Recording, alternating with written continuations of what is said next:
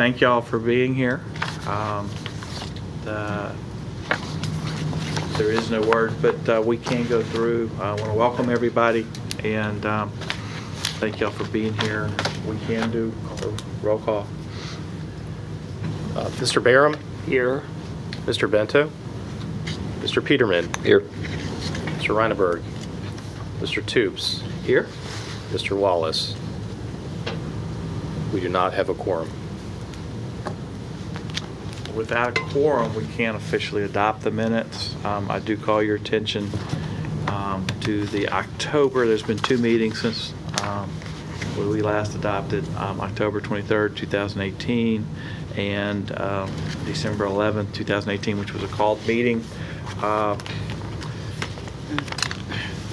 Does anyone here have any comments, changes to the minutes?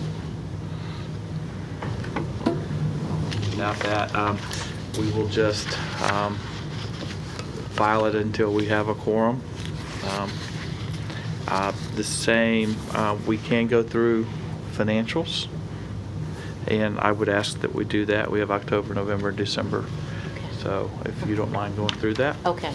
Good morning. Happy New Year. Good morning. Yeah, this morning we're going to go over October, November, December. So basically the second quarter of FY19. For the month of October, ending October 31st, total cash and temporary investment were $1,051,886, and industrial revenue bond receivable $361, for total current asset $1,052,247. Other asset amount to $453,638. Basically, it's for the property held for resale.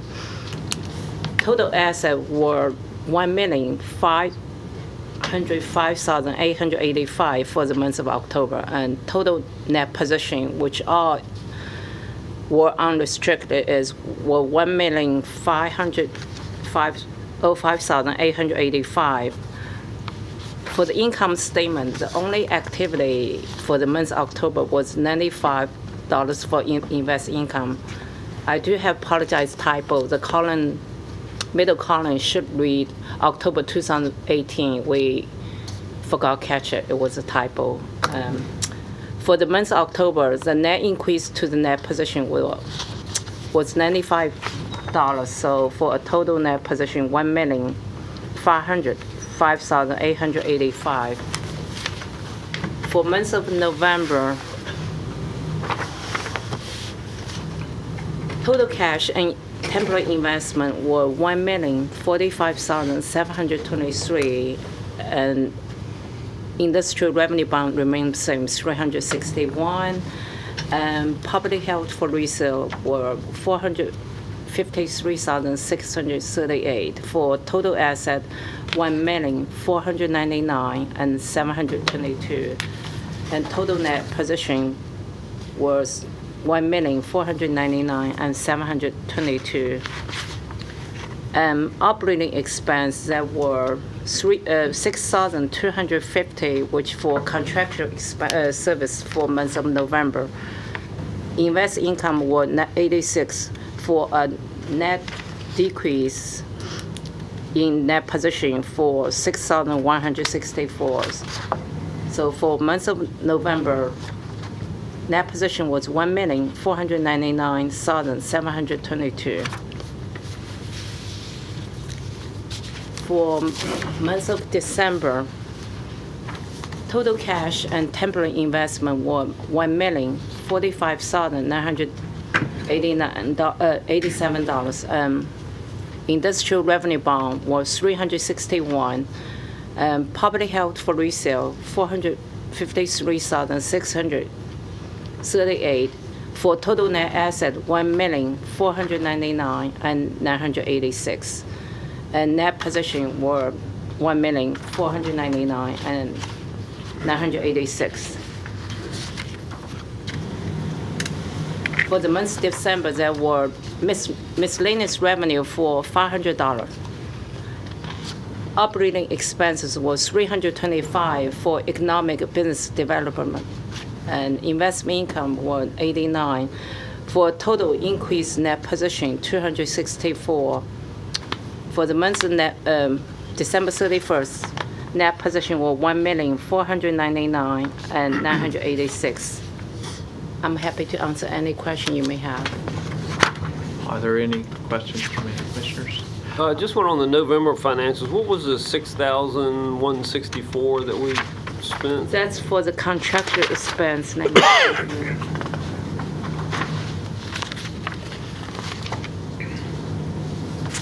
was 6164, wasn't it? Yeah, I don't have a detail here, but I will get back to you. I'm just curious. It's out of the ordinary. I'm sure it was something that we needed to do, but I just didn't know what it was. Yeah, it says just for contractual, but I will get back to you. Just a matter of curiosity. Okay. Yeah, I all had right, the same thank you. question. Okay. Very well. Also, we'll, just as you're looking, call your attention to Schedule A, which does have 3920 and 3930 Burton Point, has some information on it, and it's kind of helpful if you're looking, because it'll come up here in a minute, just for y'all to see. Okay, we cannot adopt the financials. We have reviewed them. I'll make sure that that's noted, and we can do that at the next meeting. No old business? So, and new business, essentially, welcome everybody to 2019, and I think you see there's activity going on, which is good. We like the drumbeat of things going, and we're happy to be a part of that. Now, do we need a closed meeting? Due to the fact that we don't have a quorum this morning, we will not be able to go into a closed meeting to discuss a matter that had been presented to you. So we do not have any further items for discussion. All right. And all of you have a copy of as part of the agenda, which was a resolution that is for the sale of 3920 Burton's Point. My understanding is we have an individual here. We will not be. We can't do that? No, we will not Okay. discuss it this morning. Again, we're hamstrung without having a quorum. And there is it all right if I? You have a question? Yes, ma'am. Two comments. Number one, your resolution has an error in the bottom of it, in that it directs the secretary and whatever of the EDA as opposed to the PPIC. Oh, The very, number two, yes. Yep. which needs a correction. Unless Mr. Bento has become something else we didn't know about. Yeah. Yes. And number two, I guess, is a question for Jeff Miller. Can they poll their members for a vote, or do they have to call a special meeting to have a vote? So it's not to delay this. Oh, no, I think they'll have to vote together, so it'll have to be a special meeting. Just trying to help you move along. So on that light, I might suggest, in the interest of time, if we can get everybody together and make sure we can get a quorum and have a called meeting to push this along, might be a good idea rather than waiting another month. Yeah. Agree. Okay. That's a good suggestion. We will work to coordinate with your schedules and Mr. Bento's and Mr. Reineberg as well to hold that meeting as soon as possible. So we will be reaching out to you after Maybe this I mean, if meeting. it's a 5-minute thing, maybe we can just Yeah. find out whatever, if everybody has a day that they're going to be free, we can get all that together and get this knocked out. Does it make sense to discuss it today, or should we just table it? I think it would be best if we were to hear the matter in a closed meeting and then Okay. take action on it following that. Well, then this becomes a very short meeting. Or non-meeting. Wow. We've got Chris here. We want to see if he's got anything to tell us about VPA. Just Let's make a couple remarks. You know, 2018 calendar year was in fact a record year for the Port of Virginia, which is very exciting. Though the percentage growth was about 0.5%, still was better than the year we did before, and its volumes we had never seen as a port. So it's very exciting times. This is all taking place while the port undertakes a $700 million capital improvement project, both at Virginia National Gateway in Portsmouth and Norfolk International Terminals. So to say the least, we're very busy. Here in Portsmouth at VIG, that project is slated for definitely a June completion, if not sooner. And that would be the stackyard being completely built out, operational, as well as the new 4 cranes that we received just 2 Mondays ago. I think most of you had seen that. It's very exciting. In fact, I'm pretty sure that last crane left the vessel here over the weekend, and so all 4 should be there on the berth at VIG. Those 4 cranes are the largest in all the Americas, so that's something exciting. And there's some reasons for that. Obviously, we know there are some big ships out there. Maybe they're not calling the East Coast today, but we take a long view, and these cranes are going to enable our Port of Virginia, to handle the biggest container ships out there on the waters, and really what we foresee on the books. So really exciting times. It's exciting to see it all come together. It almost hard to look back at the old pictures of VIG and imagine that it wasn't built out, because it really looks complete. I mean, and it's full. That's the other thing. It's not just idle capacity.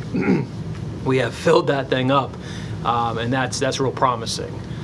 Portsmouth Marine Terminal continues to serve a wonderful function within our organization, as it really has served as a relief valve as we've undertaken these big projects, and so the volumes there are steady, and thank goodness for PMT, because I don't know how we would have done these projects and even had small growth if it weren't for the Portsmouth Marine Terminal. And then at NIT, we're making real good progress, and we'll continue to see capacity coming online.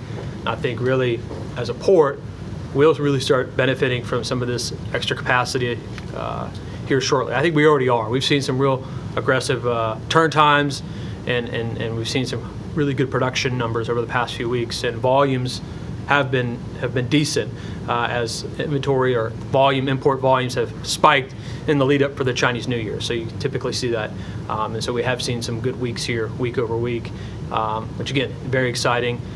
We still continue to watch the tariffs and what that has done some of our exports. When you do break out our volumes, we have seen a little bit of a dip, and some of that can be contributed to a variety of factors. Anecdotally, you might think some could possibly tie back, but we still have strong volumes going out, and we're very fortunate for that as a port, having a balanced trade of almost 50-50 import-export. And I would say upcoming activities, we do have the state of the port addresses beginning in April, and Brian, I can get you those exact dates. I probably have them on my phone, but I don't want to go digging through my calendar. But in mid-April, Mr. Reinhardt will be providing a state of the port address. So definitely, I know in the past, the PPIC, maybe he's even had a table. The Virginia Maritime Association is the one that puts that luncheon on. And I think it's a great, obviously recap of this past year, and also Mr. Reinhardt does a wonderful job painting a picture for our vision moving forward. And the other thing I would draw attention to PPIC more that I think is applicable for this commission, and maybe something that has been circulated, but at the end of December, the governor's office did in fact release a report on the offshore wind supply chain and how Virginia plays a role in that industry, in that emerging industry here on the U.S. East Coast. I think that would be something, if the commission hasn't had a chance to look at. That report was commissioned by the Departments of Mine, Mineral and Energy, DMME. They have taken a lead role in the offshore wind segment here in the Commonwealth. I think it's a good report. It's very comprehensive. They used a third-party consultant, what is in that industry a leader, to really evaluate and identify the strengths the Commonwealth possesses and our waterfront communities, and how those communities, along with their workforce, can play a role in the establishment of not only offshore wind in Virginia, but really up and down the East Coast, and serving as a hub for that what could be a new emerging industry. And all signs indicate some form or fashion that's happening. Slowly, a little bit slower than some of us had expected or hoped, but we're at a point, I believe, where there will begin to see some additional activities. So I would just recommend, I'll send it to you if you haven't, we can circulate that. Maybe something just to take a look at, find of interest. So those were my remarks today, so thank you for this Can I opportunity. just ask a question on the $700 million you're spending? Are you spending all that on the new terminal, or is that old terminal that's... So it's split between both. At Virginia National Gateway, when we extended the lease there with the current ownership group, it was included a $320 million investment to spend directly there at Virginia National Gateway in Portsmouth. We then also received $350 from the legislator back in 2017 for Norfolk International Terminals. There has been, that's a sort of I would say, a brownfield, enhancement, because obviously NIT was functioning very well in a straddle carrier type setup, a wheeled operation. So we're adding the semi-automation at NIT, which we're so fortunate to have at VIG. And so that project, it has a little, it's had a little bit additional cost. I think some of the site work. So I think the price tag is upwards $350 up. So combined, along with some of the dredging we've done at NIT just recently to allow for the ultra-large container vessels to come into the South Berth, we've had to knock out some of the turning basin or the approach under the recommendation of Virginia pilots. It needed to be done for safe passage. So yeah, between those two projects, we were going to be somewhere over $700 million of spend in capital over the past 36 months. Thank you. Any comments about the crane fire at PMT? Yeah, I mean, I've seen it from the fire department Yeah. perspective. Yeah, I mean, obviously. What happened? Well, I can't speak to exactly. It's being investigated. It was an unfortunate incident, and I know it's something. We're very fortunate we got hurt. I mean, at the end of the day, we were very thankful that none of our partners, the labor, or any of the people on staff were injured. Very fortunate for Portsmouth, and I think their ladder truck, which had a significant reach. I think 150 feet is the ladder truck. That crane 130. 130, okay, Yeah. and it's 150 to the boom or to the house. I mean, it was it was unfortunate. We're going to investigate. We only have 3 diesel cranes left. Unfortunately, that's one of the 3 we have left. interesting. Yeah, all the other cranes are electric. Virginia National Gateway. Oh boy, what are the greenest facilities actually out there? Because all of the automation in the yard. The yard handling equipment's all electric, and obviously the ship-to-shore cranes are electric as well. And so we are going to investigate. I think it's something that can be repaired. We're just fortunate to have the partnership with Portsmouth. I know the city of Chesapeake also, and their fire and rescue played a role. And we have internally, one of our responsibilities as Port Authority is maritime incident response. And so we have this team called the MERT team, where we work collaboratively with all of our host communities and really all the waterfront communities, or any community that has water assets to prevent rescue and fire protection. And so our MERT team was very responsive, working with obviously the city of Portsmouth, and there'll be continued investigation and hopefully get that crane up and running. Just thankful. It could have been probably worse, and so thank goodness no one. Very visible. Yeah. So, Yeah. for all the news. Yeah, it's very unfortunate. We appreciate the investment into VIG and the commitment to properties within the city, and as PPIC, very happy to work with you and appreciate your update. So, Thank you. other than that, it's not a formal meeting because we don't have a quorum, and unless there's any questions or that. We do have one housekeeping matter that we did want to bring to your attention. The annual financial disclosure statements that the commission does require. We do need to have those provided to the city clerk. So if we can have you fill those out and submit those. If you have not already, they are due by February 1st. You can either mail those in to Ms. White, or you can hand deliver those as well. But those are due by February 1st. Other than that, thank you. Okay. The meeting is not adjourned. The non-meeting is- Yeah, the meeting that never came together is now not adjourned.